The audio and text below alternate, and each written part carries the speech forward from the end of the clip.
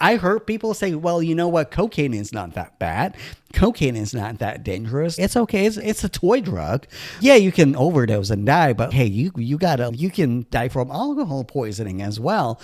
So we're going to unpack all of that and specifically how it affects relationships. So it's being addicted is not a choice. It is a choice. It is a choice to start using substances. You go to a bar, you start drinking. It is a choice. You go to a bar regularly and you keep drinking. It is a choice. But when your brain starts to rewire itself and becomes addicted to a substance, it is not a choice. Sometimes you think, well, if I use with them, if I drink with them, if I get high with them, maybe they will stop because I will be able to control them. So I will slow down. They will slow down. And then reality, just both get addicted. And my name is Eugene Berezin. If you're new to my channel, if you're new to me, I'm a registered hypnotherapist in Washington State. And I provide custom individual hypnotherapy and personalized coaching for gay men in affluent, successful careers, doctors, lawyers, project managers, you name it, entrepreneurs. And also, in the past, I worked as a psychologist and psychotherapist in Moscow, Russia. In the United States, I work as a youth counselor, social work professional, and case manager. I work primarily with LGBTQ plus folks and folks with disabilities and anything in between in my corporate career as a mental health professional. So not only I bring my personal experience, but also I bring my professional knowledge and my professional experience.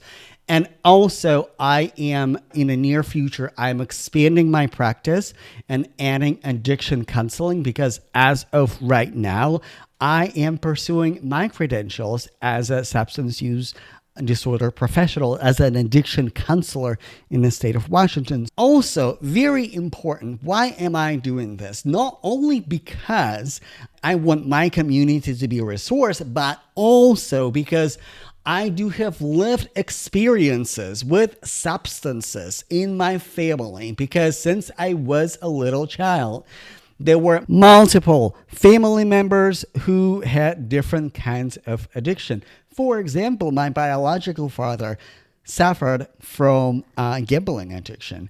Substances such as alcohol was constantly present in my family. And this is something that I grew up with. So this is personal to me as well. We don't have that. We don't have that many resources. So this playlist and this series is a resource for gay community to go and reference so you can get appropriate help, so you can feel seen and uplifted and supported, and also know that you have a resource. Substances is something that affects a gay community on a very deep level. Let's just start with the fact that a lot of safe places, and majority of the time a safe place is a gay bar in a lot of states, in a lot of cities where gay men can be themselves and feel safe. Also, let's just not ignore the fact when we enter the dating scene or hookup scene and enter websites like Sniffies or Grindr or Jacked, we see a lot of guys proposing chemsex, proposing party and play. Let's talk about what is an addiction, because you can be dependent on the substance. You can be addicted to the substance, or your loved one can be addicted to the substance, or can be dependent on the substance. So it's a little bit different. So addiction is a disease. It is a DSM-5 diagnosis. Alcohol use disorder, marijuana use disorder, etc. It is recognized, different addictions recognized and documented in DSM-5. So it's a clinical medical diagnosis, and it's affecting relationship. People get divorced and break up because of addiction and substance use. It is a big deal. It is a big deal. also, we have very little education in our community about addiction. And we treat that some substances are not hard drugs or not dangerous or more safer drugs. For example, we think that marijuana is a safe drug. We think that alcohol is appropriate. We think that other substances, depending by whose definition, like I heard people say, well, you know what, cocaine is not that bad. Cocaine is not that dangerous. It's okay. It's a toy drug. Yeah, you can overdose and die, but hey, you can die from alcohol poisoning as well. So we're going to unpack all of that and specifically how it affects relationships. So it's being addicted is not a choice. It is a choice. It is a choice to start using substances. You go to a bar, you start drinking. It is a choice. You go to a bar regularly and you keep drinking, it is a choice. But when your brain starts to rewire itself and becomes addicted to a substance, it is not a choice. It is a disease. It is a disease. So to say that to blame somebody for their addiction, and it's just not fair. It's similar to, okay, two people eat a cupcake, right? Or eat sugar. One person just gains weight or whatever, and another person becomes a diabetic. We don't blame people with diabetes for poor nutrition or overconsumption of sugar, right? It's certainly okay to keep your boundaries and understand how to navigate. And with this playlist, I'm going to walk you through each scenario, how alcohol affects a relationship, how other substances affect relationship, what is the communication strategy could be, what you can do right now for you and your loved ones, substances in divorce, and also substance use after divorce as a coping mechanism, what to watch out for, and when to stop and when to seek help. We're going to cover all of that.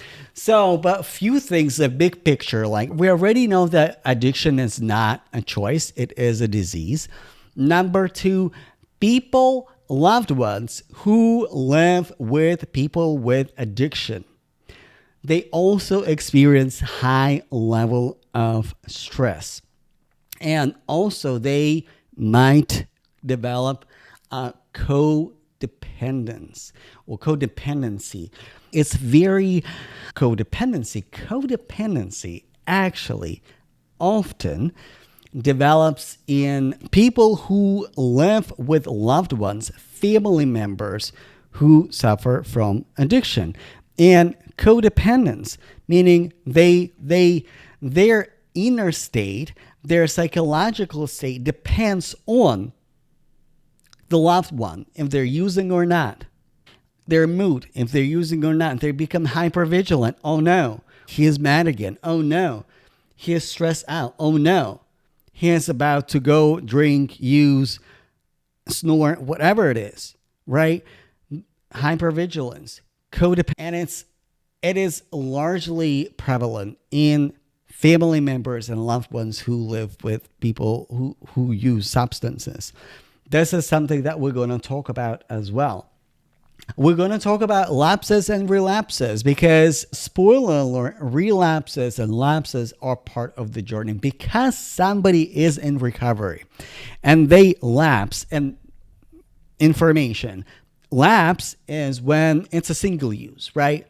Let's say somebody is recovering from alcohol use, right? And they had a drink, but they're not drinking habitually as they used to. When they just had a drink, it's a lapse. When they went back to the previous level of consumption or maybe consuming more, it is a relapse. Lapse and relapse are different. And also, relapse or lapse doesn't erase your experience and your progress.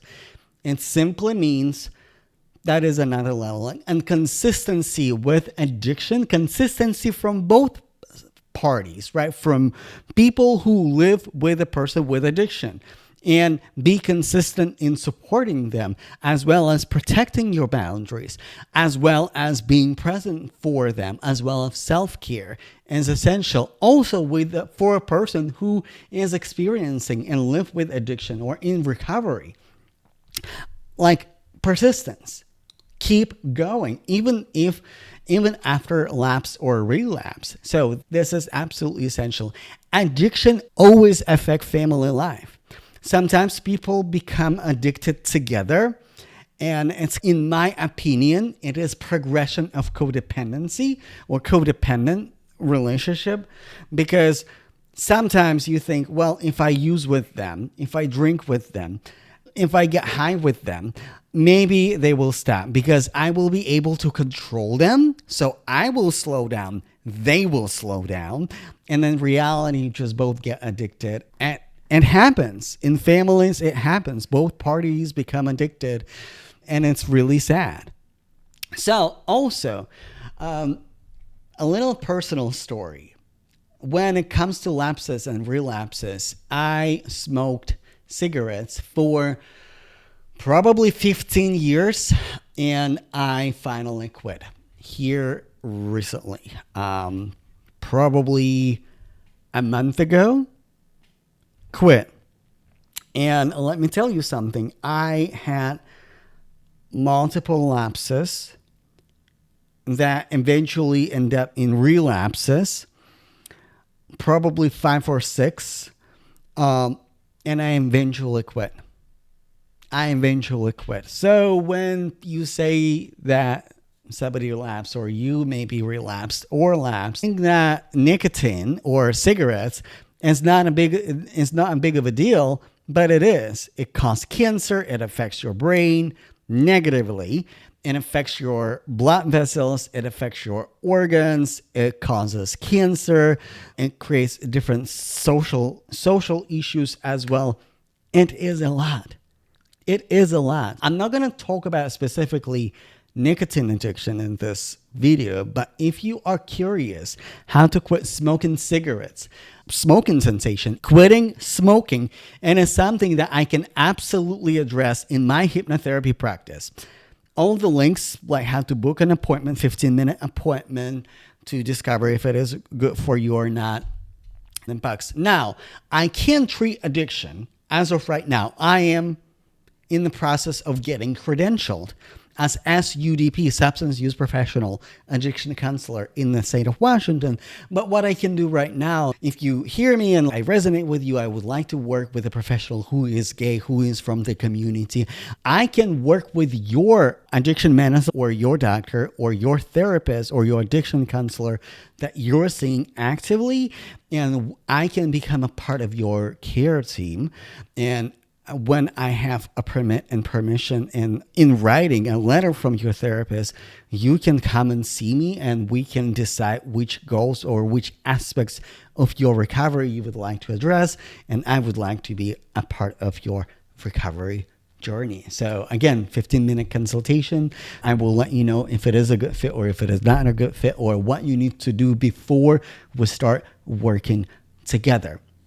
So also, I'm going to provide you resources, official resources that you might find useful, like Crisis Line, different websites for addiction.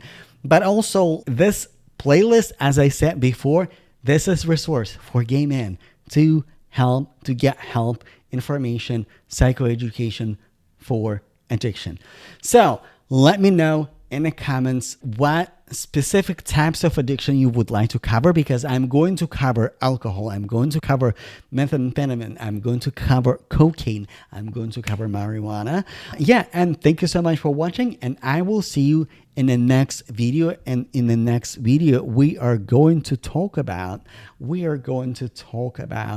codependent relationship when it comes to specifically an addiction, because we're going to start there, because family dynamic and family relationship is so essential, and so many families are affected by that, especially gay families, and we don't talk about that enough. I love you so much. Thank you so much for watching, and I will see you in the next video.